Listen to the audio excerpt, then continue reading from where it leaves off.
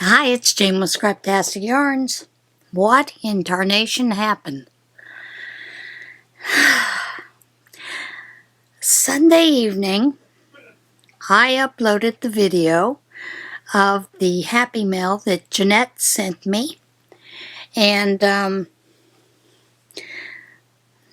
YouTube was really weird that night.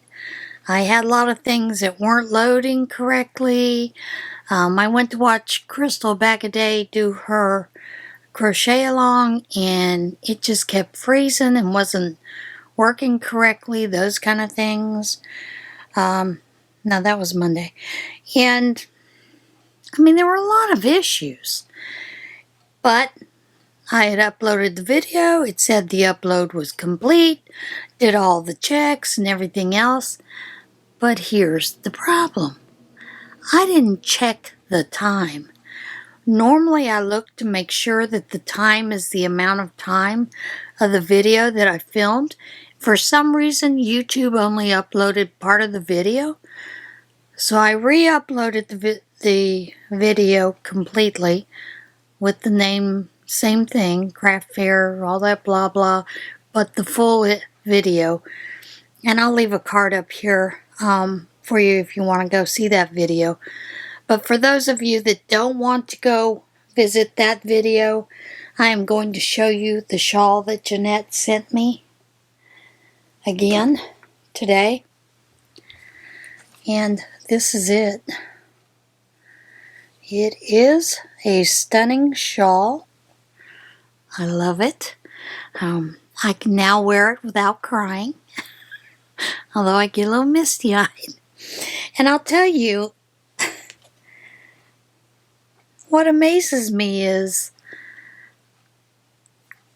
it's a prayer shawl. I work with a prayer shawl ministry, and yet no one has stepped forward to give me a prayer shawl or to give my husband a lapcan.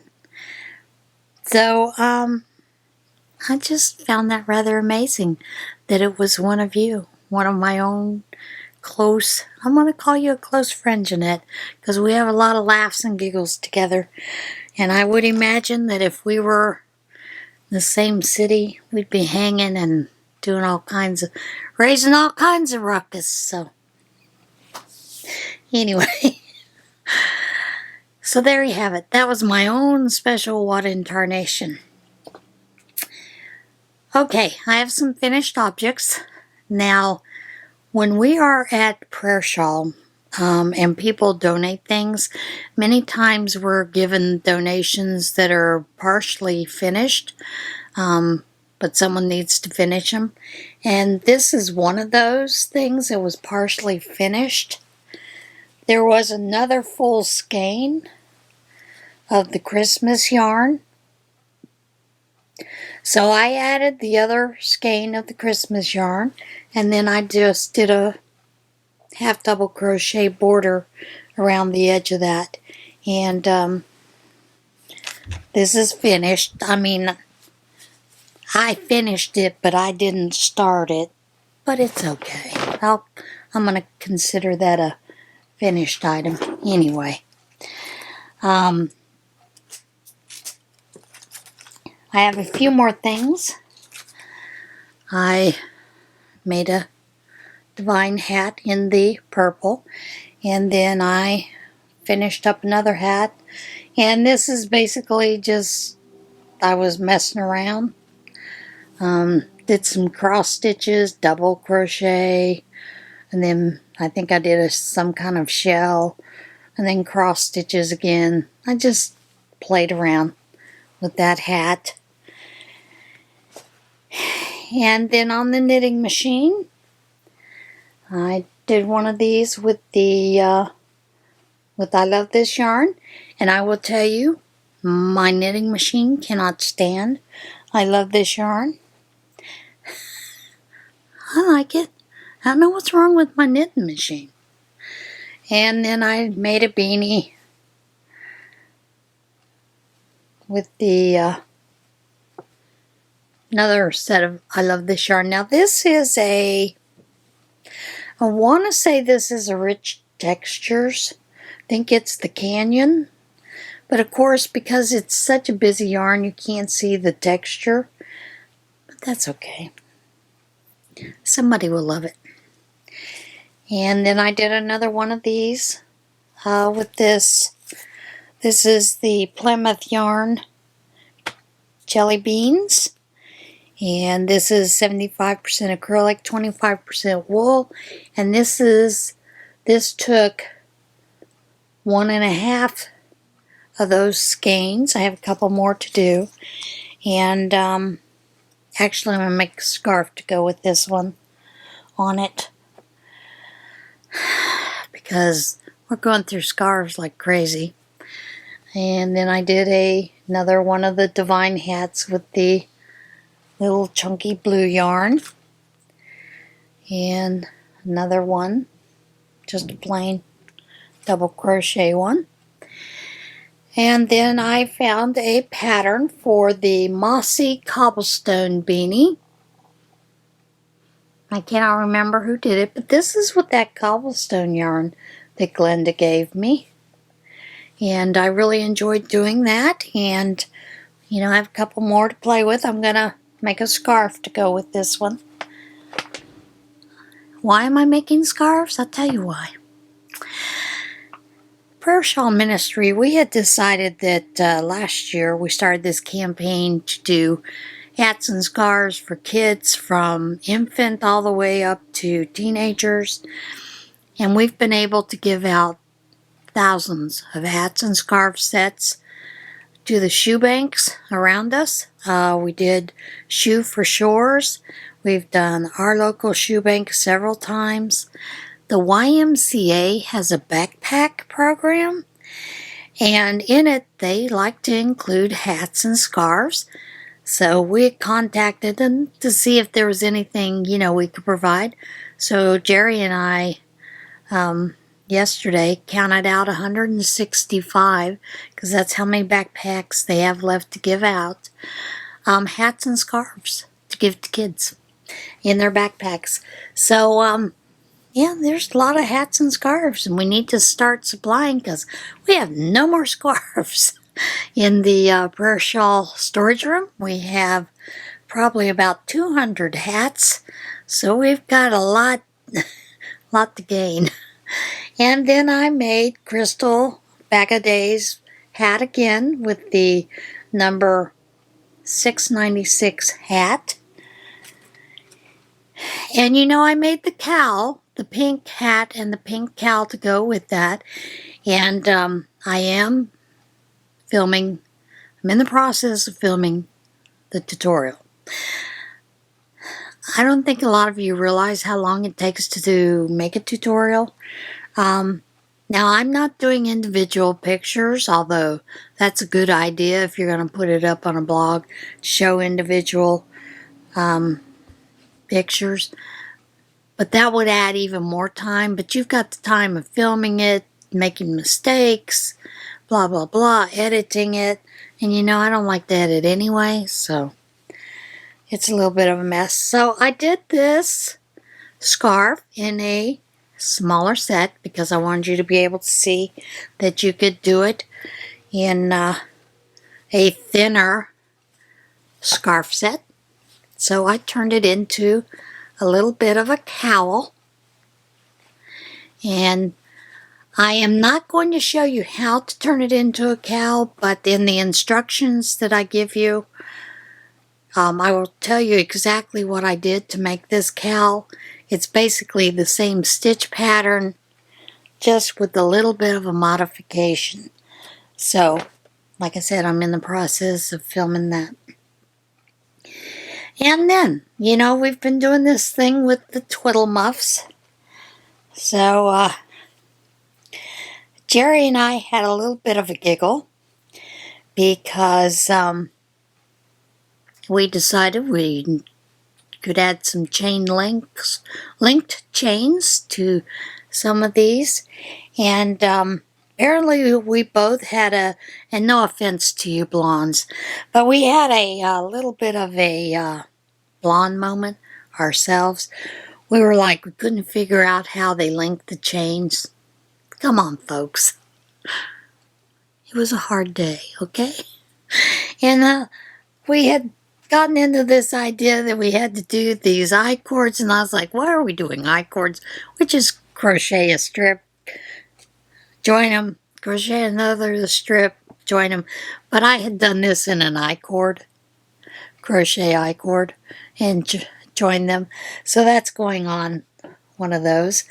And then I made another Mobius, which I find these interesting because you just keep pulling and it keeps turning and twisting, and it's very interesting. I don't think this is something I can actually attach to a twiddle mat, but it's a lot of fun to play with. Then I made a few more of my little tubes. Now, I told you the story about the marbles, right? These are made with marbles. I don't know if you can see. Those are 1-inch marbles, and the idea is you play with it and scoot them down, and then you scoot them back up. And I use the big glass, flat glass gems that you get at Michael's. These are about a little larger than 1 inch. And I was thinking, you know, these will be great for kids or whatever. And then I determined, you know, this could be a weapon.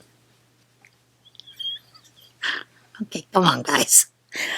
But what we're going to do is actually attach these to the mat, the twiddle mat, so that they can move the marble up and down, so it won't become a weapon. But we had a giggle about that when I realized it could be used as a weapon. Seriously, guys.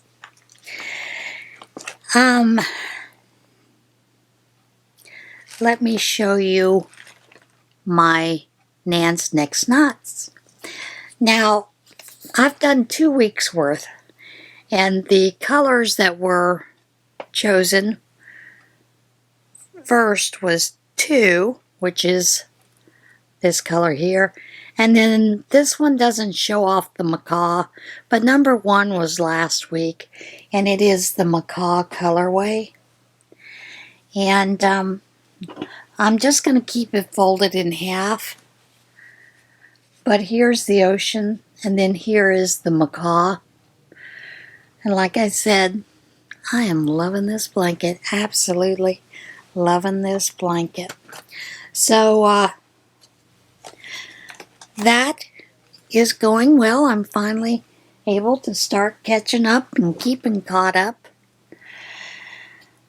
This last week with Prayer Shawl, I mean in November, was just totally zapped me out. So I needed to have a little bit of a break and just do some things that I wanted to.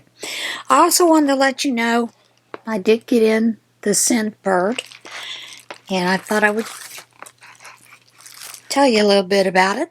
This one is called Pink Sugar, and it is listed as Creamy Sunshine. Creamy Sunshine was created with a touch of luminosity to enhance the top and bottom notes of the original Pink Sugar fragrance. Be transported to a cheerful paradise with notes of coconut milk, mimosa, and caramel. And these are the supposedly things that it was based on: was coconut milk, orange, cotton candy, mimosa, and caramel.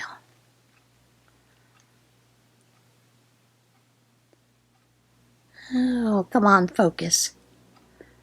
Focus in there. There we go. A little bit better. And of course, you know, the commercials on YouTube show it coming in this beautiful vial. Well, it doesn't come in a beautiful vial. It comes in a cardboard piece. You pull the lid off, you bring it out, and then you get the little sample. And this smells delicious. Just absolutely delicious. It is exactly the way it is described. This is one that I would put in my repertoire for perfumes. I tend to like things that are a little more fruity. So, yeah, it's a great one. So anyway, like I was telling you the other day, when I was uploading that video, it was a mess. There have been a lot of attacks on YouTube, Twitter, and I can't remember the other one, by supposedly the white hatters that work for our government, who aren't too happy with the way things have gone, and, supposedly they're doing these DDoS attacks. And I think that's part of what happened with Crystal's video, because internet all over that night for everyone that I know of.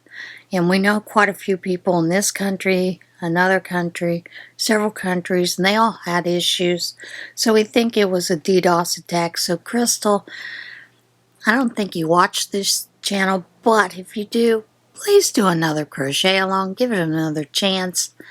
I think it was just, something that just happened the way that things were going for everybody that day. All right, are you ready for a little what in Tarnation? Here we go. There were zebras, only there's a zebra in a new place. Louisiana neighbors surprised by wandering zebra. Residents of a rural area in Louisiana captured photos and videos when a zebra that was unhappy about its new pasture went for a run on the loose. Leah Darden posted a photo to Facebook showing the striped equine standing by the back stairs of a home in the Gloucester area of DeSoto Parish. Anyone missing a zebra in Gloucester area? It's outside a friend of mine's house, Darden wrote. The animal was caught on video nearby by witness Cabrina Waynes. The zebra named Zydeco was captured by its owners Leah and Jim Burford in Darden's friend's backyard. The Burdens said Zydeco had been moved to a new pasture on Saturday and was apparently displeased with the offered land, leading him to escape. This next video, my heart was just pounding. California man wades into floodwaters to rescue a drowning kitten. California man waded out into floodwaters to rescue a struggling kitten from drowning, and his wife caught the moment on the video. Skip Campbell, who lives in Cottage Park area of Sacramento, said his wife Nancy heard a noise outside during the recent flooding, so he went out to investigate. Campbell told KTXL TV he looked into the flooded street and saw a little head bobbing up. Campbell said the kitten was struggling to keep its head above water and didn't look like it was going to be able to last much longer. So Skip waded into the flood. It was about waist high, and I was just real careful because it does drop off about 3 feet away from where I'm at, he said, and that's where it drops into the creek bed. Nancy Campbell filmed as her husband grabbed the feline by the scruff and carried it back to the house. The Campbells have neighbors who have expressed an interest in adopting the cat, and they have adopted other cats they have rescued. So, the Campbells have, so it's a feel-good story. As I've told you before, we're kind of looking for a house. But now I'm beginning to think maybe I just need to go find some nearby roadways, see if there's a house sitting on the road. Got another one. Mobile home abandoned in the middle of a Missouri road. Police in Missouri are asking for the public's help to solve the unusual mystery of a mobile home abandoned in the middle of a road. The Greene County Sheriff's Office said in a Facebook post, Facebook, sometimes it does feel like a flood, doesn't it? Post that someone abandoned a mobile home in the Republic area near the intersection of Farm Road 168 and Farm Road 97. Photos shared by the sheriff's office show the home is loaded onto a trailer, but the hitch is propped up on blocks instead of being attached to a towing vehicle.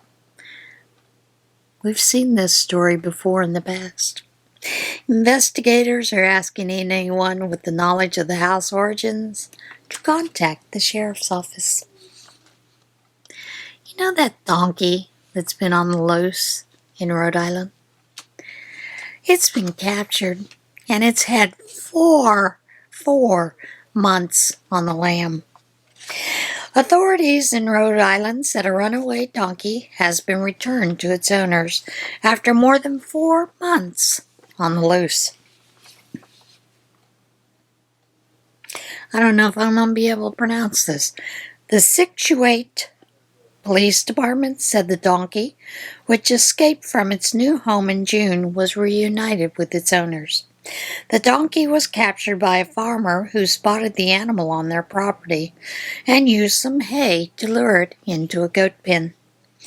Owner Karen Lano said the female donkey had been purchased as a companion for her miniature donkey, but the new arrival escaped shortly after arriving at the property. Lano said she is now considering names for the donkey, including Traveling Jane and Runaround Sue. Sometimes your decorations for Halloween are just too scary. Halloween decorations on car were a little too scary. Police in British Columbia said a driver was asked to remove the Halloween decorations from his car after a message reading, "Help me," was determined to be a little too scary. The Trail and Greater District RCMP said officers responded to a report of a suspicious vehicle parked near an intersection and arrived to find the car had been decorated with fake blood and the message, "Help me," spelled out with duct tape.